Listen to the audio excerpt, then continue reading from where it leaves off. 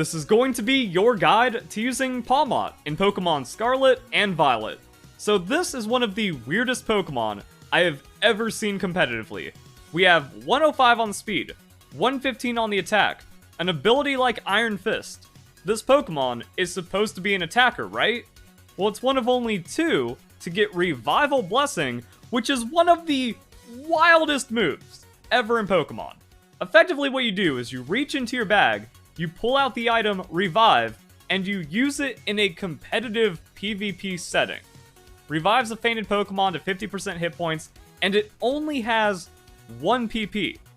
Now you can use Leppa Berry to actually double Revival Blessing if that opportunity comes up. And then the weird thing is, the mechanics of Sleep Talk also interact. Sleep Talk uses the PP of Sleep Talk, so you can actually call Revival Blessing multiple times as long as you have PP for Sleep Talk.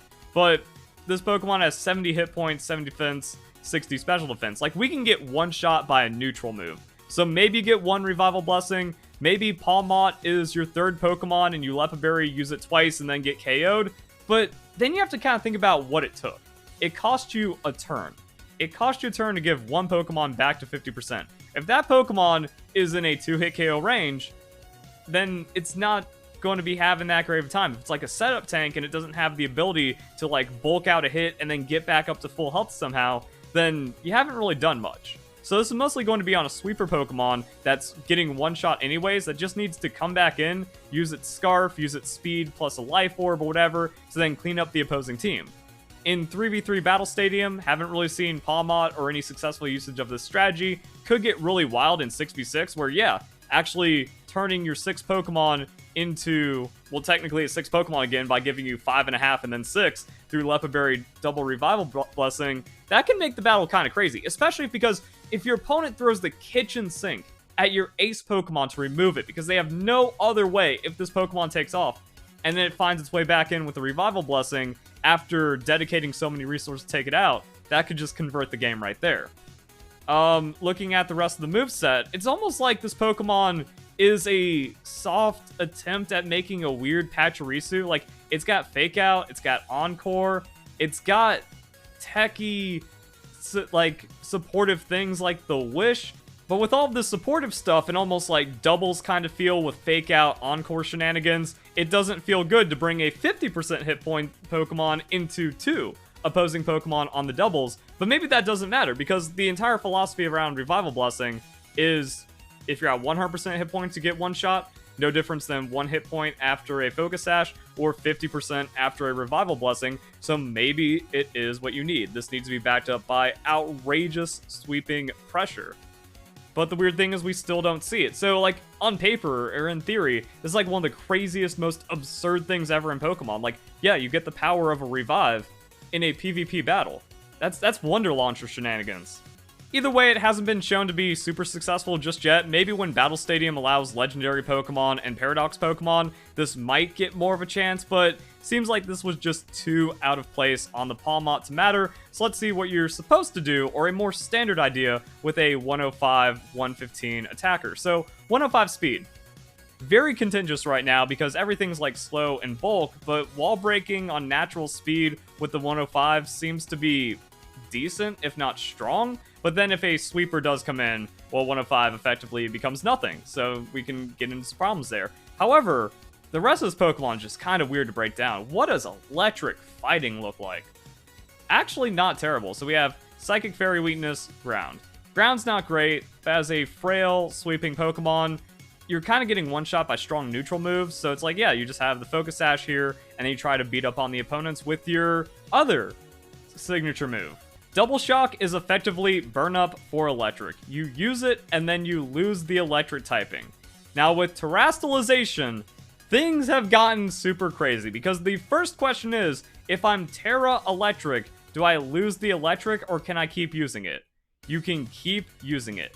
A Pokemon that has Terastallized and was an electric typing will not lose its electric typing. Therefore, a Terastallized Double Shock can be used multiple times in a row without needing to switch out. So that means you also want this Pokemon to be TERA Electric, and if you go into Double Shock, now some wild stuff is happening, because we have a 115 attack Pokemon using a 120 base power move while outspeeding most of what you're going to see in the game. You can also back that up with a close combat, another 120 base power move. Losing defense, special defense doesn't matter when it's so low. Ice Punch for coverage, Mach Punch for that priority, just in case, like, the opponent is just faster than you. And then some other weird stuff. So, Volt Absorb is cool, just getting an electric immunity. Iron Fist, though, that's going to synergize with Ice Punch and Mach Punch, but not Close Combat. So, Close Combat's a big, punchy, big punch move, but everyone that's, like, familiar with Iron Fist or has, like, tried to use one of these Pokemon before, they know that, yeah, Close Combat isn't in there. And just some other interesting synergies. Also, Double Shock doesn't count as a punching move. So you can't use Iron Fist to cheat more damage out of the Double Shock or the Close Combat, but it's really nice for Ice Punch, Mach Punch, if this just kind of leads into more damage in certain situations. That's a thing, so yeah, we just kind of see how Iron Fist plays out on a lot of Pokemon.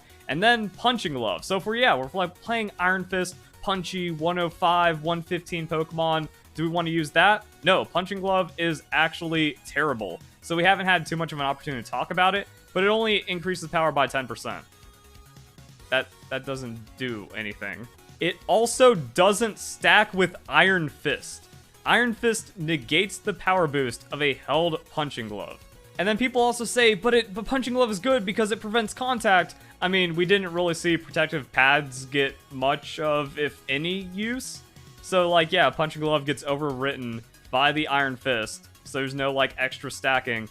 And just one of those weird things where, like, all these other crazy abilities and crazy interactions exist in the game, but then Game Freak is so terrified of, like, punching shenanigans, like, oh, man, 30% more damage because, or maybe, like, 33%, 32% damage, because, like, you can Drain Punch with Iron Fist Punching Glove on certain Pokemon. And then, like, yeah, that still wouldn't be that crazy because Drain Punch has low base power because it heals you anyways. Again, you don't have Close Combat, you don't have anything else. Focus Punch is going to get interrupted. Mach Punch, like, would kind of be it, but you're not adding crazy damage. And then Scizor can just Choice Band a Bullet Punch Technician. Like, yeah, Technician exists and can boost some of these moves, but you're not allowed to get, like, any Iron Fist stacking. So Iron Fist just kind of, like, falls apart in a lot of situations, but if you're going offensive on the Pawmot, not really anything else you're going to use it for. Electric can't be paralyzed. Toxic barely exists anymore. Burn doesn't really happen because there's no Scald.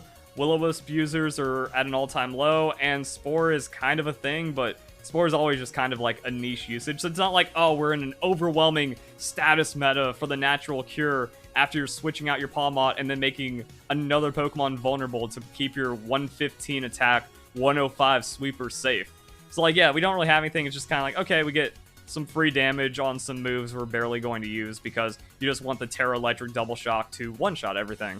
Except it doesn't. So we've been talking about, like, all these crazy stats and crazy power and crazy move effects. Like, Double Shock is so strong that it gets rid of your electric typing, but then to go into TERA, you're getting, like, 1/3 more damage.